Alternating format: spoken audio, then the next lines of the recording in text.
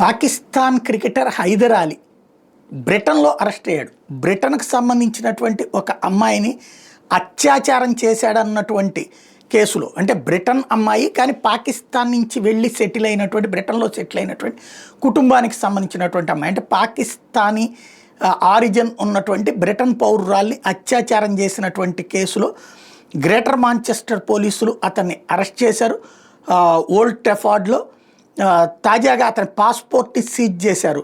ఆ తర్వాత బెయిల్ మీద అయితే విడుదల చేశారు. దేశం విడిచిపోకుండా ఆదేశాలు ఇచ్చారు. దీంతో ఇప్పుడు బ్రిటన్లో స్ట్రక్ అయ్యాడు. ఇంకోవైపున పాకిస్తాన్ క్రికెట్ బోర్డు అతన్ని సస్పెండ్ చేస్తున్నట్టు ప్రకటించింది. ఇన్ని రోజులని కూడా కాదు, శాశ్వతంగా సస్పెండ్ చేస్తున్నట్టు ప్రకటించింది. ఇంటర్నేషనల్గా తమ దేశానికి పరువు తీశారంటూ ఇంకొక వైపున బ్రిటన్ ప్రభుత్వం చేసే దర్యాప్తుకు సహకరిస్తామని ప్రకటించింది.